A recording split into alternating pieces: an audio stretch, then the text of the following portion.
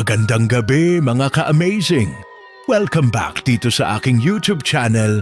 Ako ang inyong tagapagkwento mula sa Amazing AI TV Fusion and Tagalog Stories. Ngayong gabi, ihahandog ko sa inyo ang isang nakakakilabot na kwento na naganap sa isang baryo sa Camiguin. Isang kwento tungkol sa mga nilalang na naglalakad sa dilim sa gabi ng walang buwan. Kaya humanda na kayo at maghanda sa mga matang nagliliyab sa kadiliman dahil sisimulan na natin ang kwento. Sa isang maliit na baryo sa bayan ng Mambahaw, Camiguin, kilala ang mga matatanda sa kanilang mga kwento tungkol sa gabi ng walang buwan. Ayon sa kanila, ang gabi kung kailan nawawala ang liwanag ng buwan ay may dalang panganib, isang gabing dapat iwasan ang paglabas sa mga bukirin at kagubatan. Si Lolo Ben, ang pinakamatandang mangkukulam sa baryo, ay madalas magpayo sa mga tao na huwag lumabas kapag gabi ng walang buwan. May mga nilalang na nagiging malaya sa gabi na iyon. Sabi niya, mga aswang na nagmamasid sa dilim, naghahanap ng biktima. Ngunit sa kabila ng babala, may mga tao pa ring nagtitiwala sa kanilang lakas at tapang.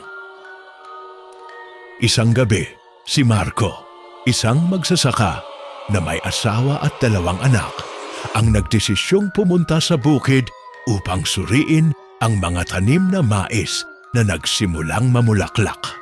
Kasama niya ang kanyang asawa na si Aling Rosa at ang kanilang mga anak na sina Tomas, 15 taong gulang, at si Luningning, 11 taong gulang. Habang papalayo sila sa kanilang bahay patungo sa bukid, napansin nilang malakas ang hangin at siksik ang dilim. Hindi rin sila nakakita ng kahit anong ilaw ng buwan. Walang ningning sa langit.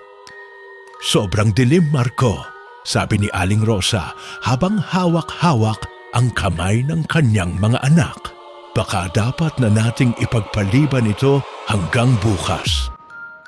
Huwag kang matakot, tugon ni Marco. Mabilis lang tayo dito, titignan lang natin ang mais. Baka may mga peste kaya kailangan nating ayusin. Hindi nagtagal ay naramdaman nila ang kakaibang presensya. May isang aninong tila sumusunod sa kanila mula sa gilid ng bukid. Sa una, akala nila ay isang aso lamang ito. Ngunit hindi nila ito makita ng malinaw dahil sa sobrang dilim. Si Tomas ay napansin ng mga matang nagliliyab mula sa madilim na bahagi ng damuhan. Tatay, may tumitingin sa atin, bulong niya, nanginginig. Ang boses, tumigil si Marco at nilingon ang paligid, ngunit wala silang makita. Ang tanging naririnig nila ay ang mga yabag na tila sumusunod sa kanila mula sa likod. Mga aso lang yan, huwag kayong mag-alala, sabi ni Marco. Ngunit sa kanyang puso ay naramdaman niyang may masamang bagay na nagmamasid sa kanila. Lumapit si Luningning sa kanyang ina at niyakap ito ng mahigpit. Nanay, bakit parang ang lamig ng hangin? Huwag kayong mag-alala, anak, sabi ni Aling Rosa. Ngunit hindi niya mapigilang manginig din. Habang patuloy silang naglalakad sa bukid, biglang may isang malakas na ungol na nagmula sa madilim na bahagi ng palayan. Napalunok si Marco at niyakap ng mahigpit ang kanyang patalim. Mula sa dilim, lumitaw ang isang nilalang na may malaasong katawan, ngunit may matulis na mga ngipin at mga matang nagliliyab na pula. Ang kanyang mga kamay ay may mahahabang kuko na parang mga kuko ng agila. Huwag kayong gagalaw, utos ni Marco habang nakatayo sa harap ng kanyang pamilya. Ngunit ang nilalang ay unti-unting lumapit. Sa bawat yapak nito, tila umiikot ang hangin at sumisirit ang lamig. Nakaramdam sila ng takot na hindi nila maipaliwanag. "Nakita mo ba siyan, tatay?" tanong ni Thomas, nanginginig ang boses. "Aswang ba yan?" Bago pa makasagot si Marco, isang panig ng nilalang ang napansin nilang kumikislap. May suot itong sirang damit, tila tulad ng tao. Ngunit ang mukha nito ay nagbago sa isang malupit at mabagsik na anyo. Nagsimula nang tumakbo si Marco patungo sa kanilang bahay kasama ang kanyang pamilya, ngunit ang nilalang ay mabilis sumunod, halos lumilipad sa hangin. Habang tumatakbo, narinig nila ang mga sigaw ng iba pang nilalang sa dilim. Ang mga matang nagliliyab ay dumarami, nagsisilabasan mula sa mga palumpong at mga puno. "Takbo! Takbo!" Sigaw ni Aling Rosa, hawak ang kamay. "Niluningning, anong gagawin natin?" Sigaw ni Tomas, halos mawalan na ng pag-asa. "Abutin natin ang bahay ni Mang Tano, nandun may ilaw." Sigaw ni Marco habang pinipilit lumaban sa takot. Ngunit sa likod nila, maririnig ang mga hagod ng mga kuko sa lupa at mga ungol na umaalingaw-ngaw sa buong palayan. Nakarating sila sa tapat ng bahay ni Mang Tano, isang matandang lalaki na kilala sa baryo bilang tagapangalaga ng mga lihim ng gabi. Sa kanilang paglapit, biglang bumukas ang pinto ng bahay ni Mang Tano at lumabas ang matanda. "Halika na kayo, mabilis!" Pumasok sila sa loob ng bahay at isinara ni Mang Tano ang pinto ng mahigpit. Sa loob, may mga ritual na nakasabit sa pader, mga palaso at mga bawang na nakatali sa dingding. "Hindi kayo dapat lumabas ngayong gabi," sabi ni Mang Tano habang nilalabas ang isang supot ng asin at mga damo. Ang gabi ng walang buwan ay gabi ng mga aswang. Sila ang nagmamahal sa dilim. Sa loob ng bahay ni Mang Tano, nilagay niya sa isang lamesa ang mga sangkap na handa na niyang gamitin, asin, bawang at mga halamang pangpananggalang. Huli na ang oras para maghanda, pero may paraan pa tayo, sabi ni Mang Tano habang inilalagay ang mga palaso sa mga sulok ng bahay. Si Marco, kasama ang kanyang pamilya, ay nanatiling tahimik habang pinagmamasdan ang matanda. Halatang puno sila ng takot, ngunit kailangan nilang kumapit sa pag-asa. "Sabihin ninyo sa akin, anong nangyari nang makita ninyo ang nilalang?" tanong ni Mang Tano. "Naglalakad kami sa bukid. May mga matang nagliliyab sa dilim at may isang nilalang na parang aso, pero may matulis na mga ngipin at mahahabang kuko," sabi ni Marco habang naglalarawan ng eksena.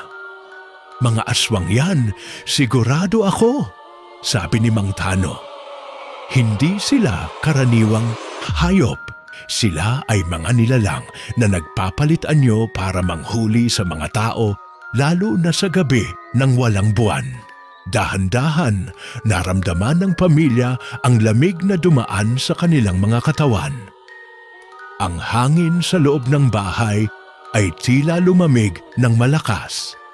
"Maghanda kayo," sabi ni Mang Tano habang inilalagay ang isang palaso sa tapat ng pintuan. "Kailangan nating protektahan ang sarili at ang bahay." Pagkalabas ng bahay ni Mang Tano, naramdaman nila na parang sinusubaybayan sila ng mga matang nagliliyab sa dilim. Biglang may kumatok sa pinto ng bahay. Lumingon si Mang Tano at dahan-dahang binuksan ang pinto. Isang batang lalaki ang nakatayo sa labas, tila may dugo sa kanyang damit. "Nagpunta ako rito para humingi ng tulong," sabi ng bata.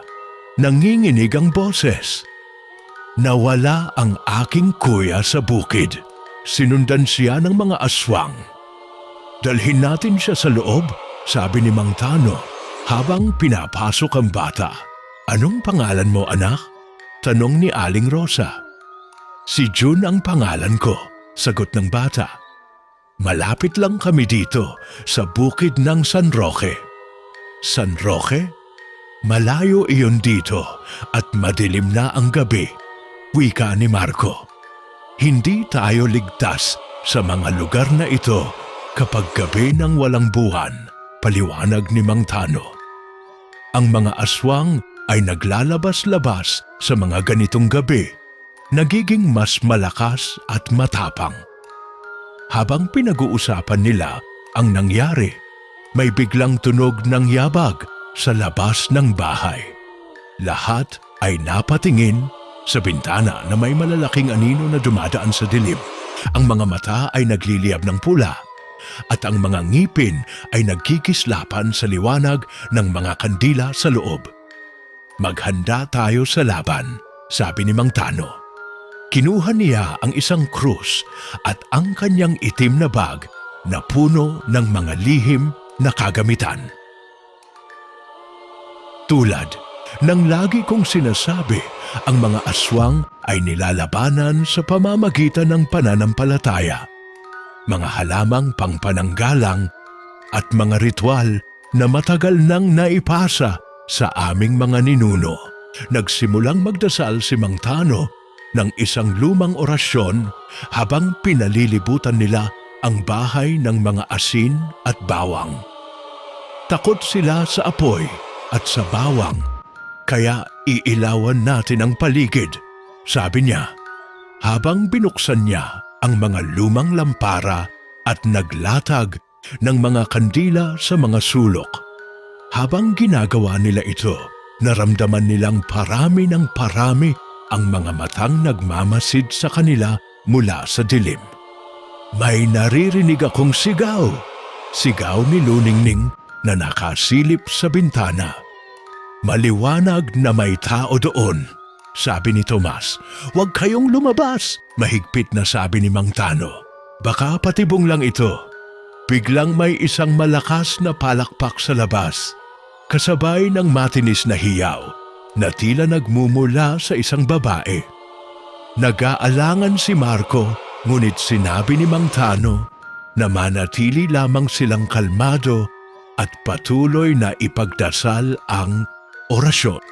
Sa isang iglap, may isang anino ang bumilis at lumipad sa labas ng bintana na nagiiwan ng malamig na hangin at isang mabagsik na amoy ng putrefaction. Handa na ang lahat, sabi ni Mang Tano. Ngayon ay susubukan nating labanan sila. Lumabas sila ng bahay, si Marco at ang kanyang pamilya kasama si Mang Tano at si June. May dala silang mga palaso, bawang at krus. Habang naglalakad sila patungo sa gitna ng palayan, unti-unting nabubuo ang liwanag mula sa mga palaso at kandila. Ngunit sa gilid ng kanilang mga mata, nararamdaman nila ang mga matang nagmamasid pa rin. Sa bawat hakbang, maririnig nila ang mga ungol at pag-ungos na parang hayop habang mga anino ay naglalagablab sa paligid. Sa gitna ng palayan, biglang sumigaw si June. Nandito siya! Nakita ko siya! Lumabas mula sa madilim na bahagi ang isang malaking nilalang, nakabalot sa itim na ulap at may mga pulang matang nagliliyab. Mabilis itong lumapit sa kanila. May matulis na mga kuko at mga ngipin na tila handang kumagat. Nagsimula silang maglabasan ng bawang at asin habang si Mang Tano ay patuloy na nagdarasal ng orasyon. Panatilihin ang liwanag, utos ni Mang Tano. Huwag silang hayaang makapasok sa liwanag. Ang nilalang ay tila nag-iingat, sumusubok na lumusot sa mga sinag ng liwanag. Ngunit bawat paglapit ay sinasabayan ng isang sigaw at pagtapo ng bawang. Si Marco ay nakatayo sa harap ng kanyang pamilya, hawak ang palaso, handang ipagtanggol sila hanggang huli. May narinig silang isang malakas na pagtawa mula sa dilim na parang ginigising ang buong kagubatan. "Mang Tano, ano iyon?" tanong ni Aling Rosa. Nanginginig ang boses.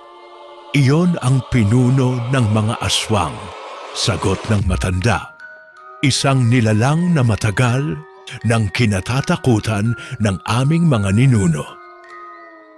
Sa gabi ng walang buwan, siya ang nangunguna sa kanilang panghuhuli. Kumapit ng mahigpit si Tomas sa kamay ni Marco habang nakatitig sa anino na patuloy na lumalapit. "Huwag tayong bibitaw," sabi ni Mang Tano habang pinapalakas ang orasyon. Ang gabi ay nagiging mas malamig at ang mga anino ay nagsimulang magsama-sama sa isang malaking porma na tila isang dambuhalang nilalang. Habang patuloy ang orasyon ni Mang Tano, lumalapit ang dambuhalang aswang na tila ba naglalakbay mula sa madilim na ulap na bumabalot sa buong palayan. Ang kanyang katawan ay halo ng tao at hayop. May balahibo sa braso, matulis na mga kuko, at dalawang matitingkad na sungay na kumikislap sa dilim. Ang mga matang pula ay nakatuon kay Marco at sa kanyang pamilya, sabay ang mga hagod ng hangin na nagpapakilabot. "Hindi tayo dapat matakot," malakas na sabi ni Mang Tano, habang tinatabunan niya ang paligid ng asin at pinapalakas ang kanyang panalangin. Ngunit hindi lahat ay may lakas ng loob na harapin ang nilalang. Si Aling Rosa ay niyakap ng mahigpit ang mga anak, nanginginig sa takot. Si Tomas ay parang hindi makapaniwala sa nakikita, habang si Luningning ay nakatakip sa kanyang mga mata. Ngunit patuloy na nakikinig sa bawat tinig ng matanda. Biglang bumangon ang hangin at ang mga ilaw mula sa mga palaso ay parang tinatangay sa isang malakas na bagyo. Nagsimulang magdilim ang paligid at ang mga aswang ay tila nagkakaroon ng lakas. "Pangalagaan ninyo ang mga bata," utos ni Mang Tano habang naglabasan ng isang itim na kahon mula sa kanyang bag. Binuksan niya ito at inilabas ang isang maliit na kahoy na krus na may ukit ng mga sinaunang simbolo. "Ito ang tanging bagay na makakapigil sa kanila," sabi ni Mang Tano. Habang pinapalakas ang kanyang panalangin, inilapit niya ang krus sa harap ng dambuhalang aswang. Nagliyab ang mga mata nito sa galit, ngunit umatras ito ng kaunti. "Hindi kami aatras!"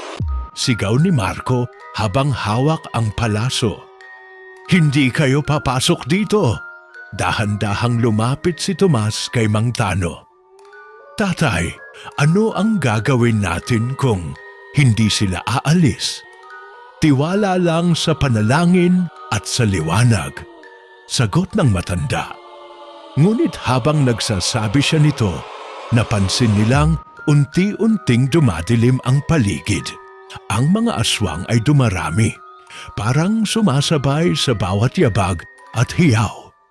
Isang matandang babae ang lumabas mula sa mga anino. May buhok na puti at mata na malamlam, ngunit puno ng puot. Siya ang ina ng mga aswang, at sa kanyang mga kamay hawak ang isang itim na bag na tila naglalaman ng mga sumpa. "Hindi kayo ligtas," malakas niyang boses habang ang hangin ay naglalakbay sa paligid ng mga tao. Sa isang iglap, inilabas niya ang isang itim na anting-anting at pinatama ito sa krus ni Mang Tano. Nagliyab ang kahoy at isang matinding ilaw ang lumabas mula dito. na nagpaalab sa paligid. Ngunit may malakas na tunog ng pag-iyak mula sa likod ng mga tao. Tites, June ang bata ay biglang bumangon at tumakbo palabas ng bahay ni Mang Tano. Nakita ko ang kuya ko. Siya'y nahuli nila. Sigaw ni June habang tumatakbo. June, huwag kang lalayo! Sigaw ni Marco, ngunit hindi niya maabot ang bata. Lumabas si June sa madilim na palayan. Ang mga matang nagliliyab ay sumusunod sa kanya. Tomas, hawakan mo si Luningning. Utos ni Marco habang mabilis siyang tumakbo papunta sa bata. Ngunit ang mga nilalang ay pumapaligid na sa bata, naglalabas ng mga ungol at mga hiyaw na nakakakilabot. Si June ay pinipilit umiwas, ngunit napalibutan ng mga aswang. Hindi natin pwedeng iwan siya, sabi ni Aling Rosa na puno ng takot. Labanan natin sila, sigaw ni Mang Tano habang nagtataas ng palaso. Biglang may isang malakas na sigaw na bumalot sa buong palayan. Ang mga aswang ay nagkalat at tila natatakot sa isang mas malakas na presensya. Mula sa gitna ng mga puno, isang matangkad na lalaki ang lumabas. Nakasuot siya ng puting barong at may hawak na isang mahabang itak. Tumigil kayo! Ang sigaw ng lalaki ay puno ng awtoridad. Tumigil ang mga aswang sa kanilang pag-atake nang marinig ang malakas na tinig. Ang matangkad na lalaki ay naglakad ng matatag patungo sa gitna ng palayan, hawak ang kanyang itak na kumikislap sa liwanag ng buwan. Kahit pa ito ay gabi ng walang buwan, parang may sariling liwanag ang kanyang sandata. Hindi kayo malalayo sa gabi ng walang buwan. Ang lugar na ito ay sagrado at may bantay. Aniya habang tinitingnan ang mga naglalakihang nilalang. Lumapit si Mang Tano, kinuha ang krus at inilapit sa lalaki. Sino ka? Si Alon, tagapangalaga ng bukid ng San Roque at tagapangalaga ng kapayapaan sa baryo, sagot ng lalaki. Bakit ngayon lang ka dumating? Tanong ni Marco. Matagal akong nagbabantay sa paligid, ngunit ang mga aswang ay naging mas malakas. Kailangan kong tulungan kayo, sagot ni Alon habang tinitignan si June na nakausap ng mga nilalang. Biglang kumunot ang noo ni Alon. Hindi ito basta aswang lang ang kalaban natin. May mas malakas na puwersa sa likod nila. Anong ibig mong sabihin? Tanong ni Mang Tano. Ang ina ng mga aswang, ang itim na bruha, ay gumagawa ng mga sumpa at ritual upang palakasin ang kanilang kapangyarihan sa gabi ng walang buwan. Kaya't siya ang tunay na panganib, paliwanag ni Alon. Nasa isang dambuhalang puno siya sa gitna ng gubat ng San Roque. Dagdag pa niya, doon ang pugad ng kanilang kapangyarihan. Nagkatinginan ng grupo, alam nilang hindi madali ang pagsubok na kanilang haharapin. Paano natin siya matatalo? Tanong ni Marco. Kailangan nating pumutok ang kanyang kapangyarihan sa pamamagitan ng isang sinaunang ritual. Ritual ng apoy at liwanag. Ngunit nangangailangan ito ng 3 tao na may tapang at malinis ang puso, sagot ni Alon. Nais kong tumulong. Ang tinig ni Luningning ay mahina ngunit matibay. Sige, kasama ka, sagot ni Mang Tano, habang pinagmamasdan ang tapang sa mga mata ng dalaga. Kailangan ko rin si Marco at si June, dagdag ni Alon. Kayo ang pipiliin ng kapalaran. Paano kung tayo ang mapahamak? Takot na tanong ni Tomas. Kailangan nating subukan. Kung hindi tayo kikilos, mawawala ang baryo sa dilim, sagot ni Alon. habang naglakad sila patungo sa gubat. Sa pagpasok nila sa makapal na gubat, unti-unting sumisikip ang hangin. Ang mga anino ay nagiging mas matitingkad at ang mga tunog ng hayop ay nagiging kakaiba. Dito na tayo magsisimula, sabi ni Alon habang tumigil sa harap ng isang malaking puno na ang balat ay napuputi at may mga ukit na lumiliwanag sa dilim. Dito, nakatago ang pugad ng itim na bruha, paliwanag niya. Habang lumalapit sila, narinig nila ang malakas na hiyaw na tila sumasaklaw sa buong gubat.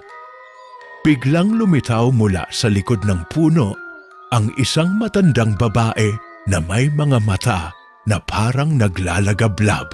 Siya ang itim na bruha, nakasuot ng itim na balabal at may hawak na itim na palaso.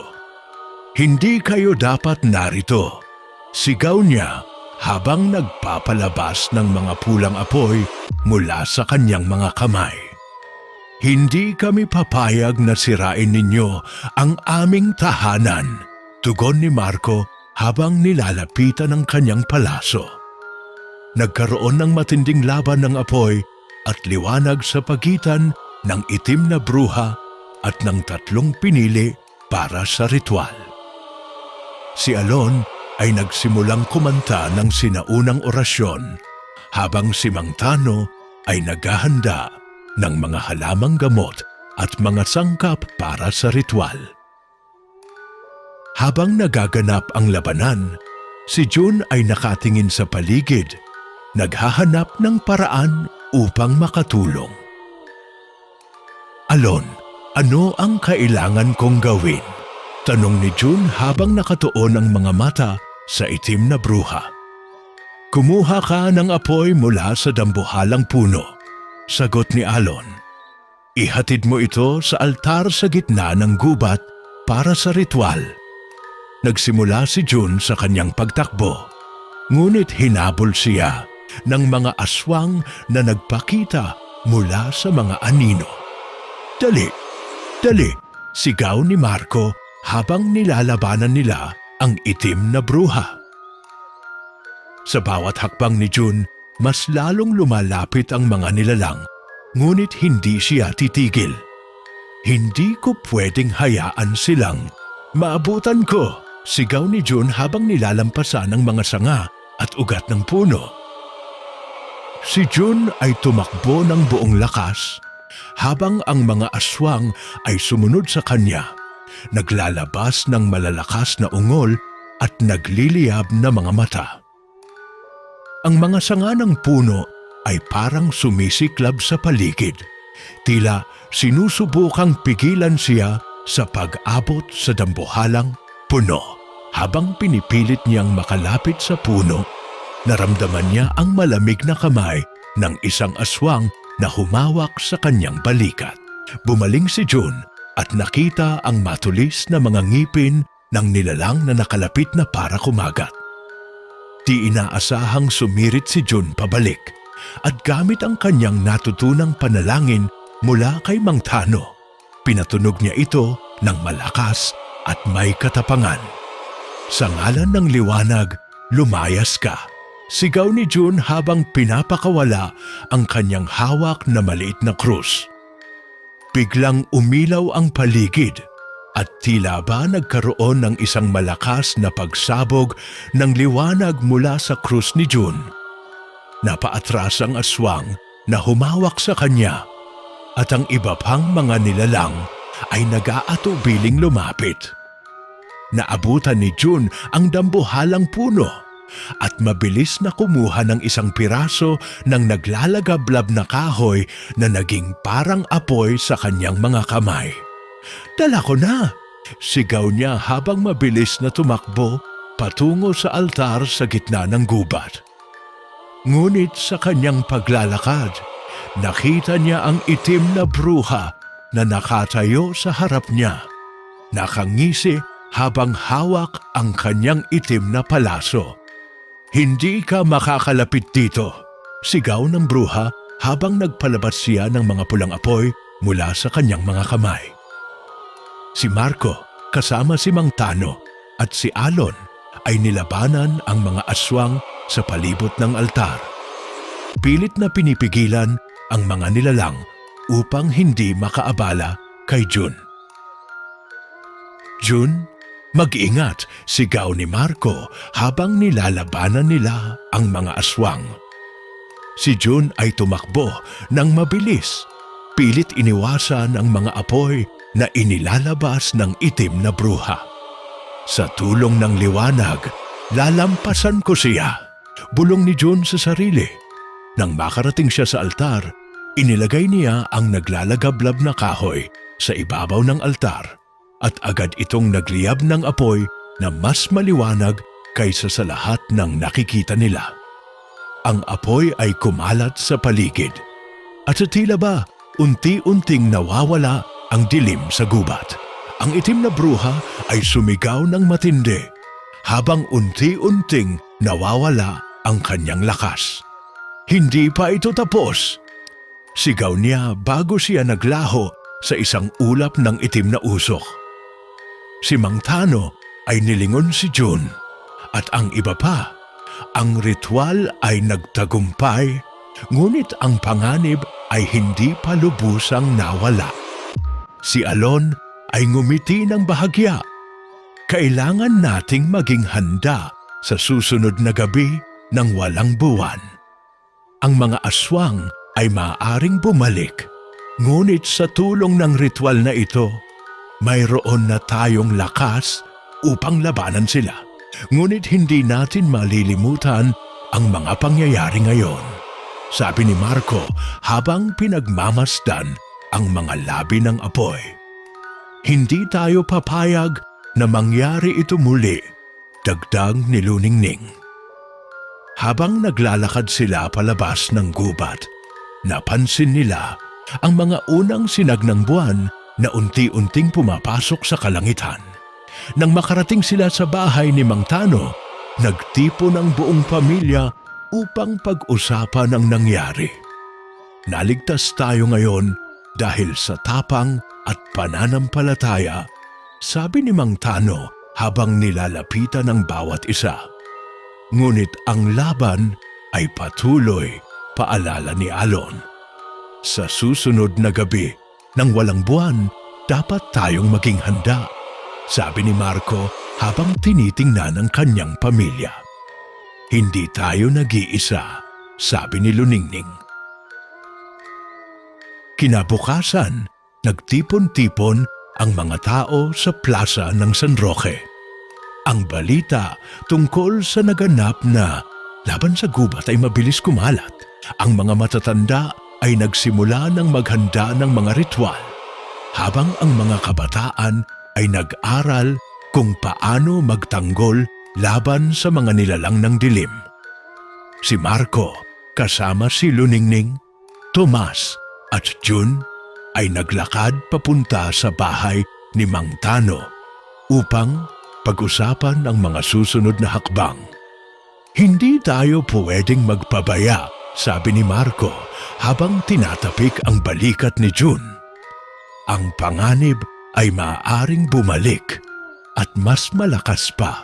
Natutunan ko na hindi lang lakas ang kailangan, kundi pananalig, sabi ni Luningning. Habang nag-uusap, dumating si Alon na may dalang mga sinaunang aklat at mga gamit para sa ritual. May mga dokumento akong natagpuan tungkol sa sinaunang kapangyarihan ng mga aswang at itim na bruha, sabi ni Alon habang inilalabas ang mga aklat. Kung pag-aaralan natin ito, maaaring makahanap tayo ng mas malakas na paraan upang ipagtanggol ang baryo, dagdag niya. Habang nag-aaral sila ng mga aklat, naisip nila na kailangan nilang gumawa ng isang matibay na alyansa. Hindi lang sa pagitan ng mga tao, kundi pati na rin sa mga engkanto na nagbabantay sa paligid. Marami ang natatakot sa mga engkanto, pero sila rin ang ating proteksyon, paliwanag ni Alon. Kaya't nagsimula silang maglakbay patungo sa kagubatan. Hinahanap ang mga alamat tungkol sa mga nilalang na maaaring makatulong. Sa kanilang paglalakad, nakatagpo nila si Diwata, isang magandang nilalang na may makikinang na, "Mga pakpak, bakit kayo nandito sa aking kaharian?" Tanong ni Diwata. "Humihingi kami ng tulong para maprotektahan ang aming baryo laban sa mga aswang at itim na bruha," sagot ni Marco. Tumango si Diwata. "Ang laban ninyo ay laban ng lahat ng nilalang sa kagubatan. Ako'y handang tumulong, ngunit may kapalit ito." "Ano ang kapalit?" tanong ni Luningning. "Isang ritual na magpapalakas sa inyong paniniwala at magbubukas ng pinto para sa kapangyarihan ng kalikasan," sagot ni Diwata. Nagkasundo sila na gagawin ang ritual sa isang malinis na ilog sa loob ng gubat, kung saan ang ilaw ng buwan ay pumapasok kahit sa gabi ng walang buwan. Habang naghahanda, naramdaman nila ang malamig na simoy ng hangin at ang tahimik na mga bulong ng kagubatan. Ito ang simula ng bagong yugto, sabi ni Alon. Sinimulan nila ang ritual sa pag-awit ng mga sinaunang orasyon, pagdulog sa ilog at paglalagay ng mga halamang gamot sa tubig. Unti-unting kumalat ang liwanag mula sa tubig, sumasalamin sa kanilang mga mukha. Ngunit sa malayong bahagi ng gubat, nagmamasid ang mga anino ng mga aswang at itim na bruha na nagbabalak ng kanilang susunod na hakbang. Hindi pa tapos ang laban, bulong ng isang aswang na may itim na balabal. Ang susunod na gabi ng walang buwan ay magiging mas mapanganib, dagdag ng itim na bruha habang naglilihim ng ngiti. Nang dumating ang gabi ng ikalawang walang buwan, nagtipon muli ang grupo sa gilid ng gubat. Dala-dala ang mga gamit para sa ritual at armas para sa laban. Ramdam ang bigat ng hangin na tila nagbabanta at ang mga bituin ay tila nagtatago sa likod ng makakapal na ulap. "Handa na ba kayo?" tanong ni Alon habang hinahawak ang kanyang itak. "Hindi tayo papayag na muli tayong mabigo," tugon ni Marco habang pinagmamasdan ang bawat miyembro ng grupo. Sa gitna ng dilim, nagsimulang maglakad ang mga aswang. Mas marami at mas malakas kaysa dati, kasabay ng isang malakas na hiyaw na nagpapatingkad sa takot sa puso ng bawat isa. Si Luningning ay napasigaw nang makita ang isang aswang na lumapit ng mabilis. Ngunit mabilis siyang nasalo ni Tomas na ginamit ang kanyang itak para salakayin ang nilalang. Habang naglalaban-laban, si June ay nakakita ng silweta ng itim na bruha na naglalakad patungo sa altar. Dala ang isang malaking libro na puno ng mga sumpa. "Kailangan nating pigilan siya bago magamit ang sumpa," sigaw ni Alon. Nagmadaling tumakbo si Marco, Thomas at June upang sundan ang bruha, habang si Luningning at Mang Tano naman ay nanatili upang protektahan ang iba. Sa paghabol nila sa bruha, nadama nila ang bigat ng bawat hakbang. Ang hangin ay tila sumisigaw sa kanilang mga tenga. "Hindi ninyo ako mapipigilan!" sigaw ng bruha habang nagbukas ng libro. At mula rito ay lumabas ang mga itim na ulap na tila kumikilos na mga ahas. Si Marco ay nagsugod sa bruha gamit ang kanyang itak upang patigilin ito, habang si June ay naghahanap ng paraan para sirain ang libro. Nakipaglaban si Tomas sa mga itim na ahas. na sumugod ng mabilis at hindi makitang kamay. Habang pinipilit ni Marco na tapatan ng bruha, nakita ni June ang pagkakataon na itusok ang itak sa libro. "Nandito na ako!" sigaw ni June at mabilis niyang tinusok ang libro. Biglang sumabog ang liwanag mula sa libro at isang malakas na hangin ang dumaan sa gubat na nagpatumba sa lahat. Nawala ang mga itim na ulap at ang bruha ay napasigaw ng sakit bago tuluyang naglaho. Nagbawas ang mga aswang at unti-unting bumalik ang katahimikan sa gubat, ngunit ramdam nila na ang giyera ay hindi pa tapos at kailangan nilang magpatuloy sa pagbabantay. Pagkatapos ng malakas na pagsabog ng liwanag, unti-unting bumalik ang katahimikan sa gubat. Si Marco, Thomas, June at Luningning ay nagpagod ngunit nanatiling matatag. Sa kanilang mga mata, makikita ang lungkot sa nangyari pero may pag-asa pa ring sumisiklab. "Natigil natin siya para ngayon," sabi ni Alon habang nililingon ang paligid. "Ngunit dapat tayong maging handa sa anumang maaaring dumating." Muling nagtipon-tipon ang buong baryo kinabukasan sa plaza. Nagpasalamat ang lahat sa tatlong pinili na nagtanggol sa kanilang tahanan. Nagkaisa sila na patuloy nilang aalagaan ang bayan at ang kalikasan upang hindi na muling maghari ang dilim. Si Mang Tano ay nagdala ng sinaunang krus at mga halamang gamot. Isinabit sa mga pintuan ng mga bahay bilang pananggalang. "Hindi na tayo matatakot sa gabi nang walang buwan," ang sabi ni Luningning habang hawak ang kamay ni Marco. "Ang ating tapang, pananalig at pagkakaisa ang magtatanggol sa atin," dagdag ni June.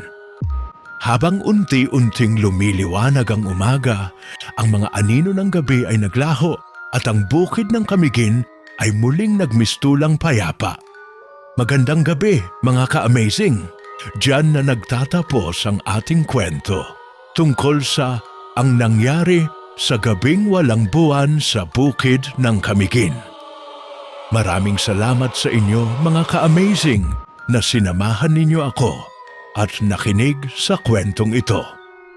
Huwag kalimutang i-like, i-share, mag-comment at mag-subscribe dito sa YouTube channel ng Amazing AI TV Fusion and Tagalog Stories para sa mas marami pang kapanapanabik na kwento.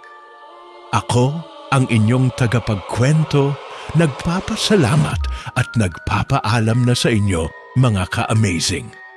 Hanggang sa susunod nating kakatakutan, paalam.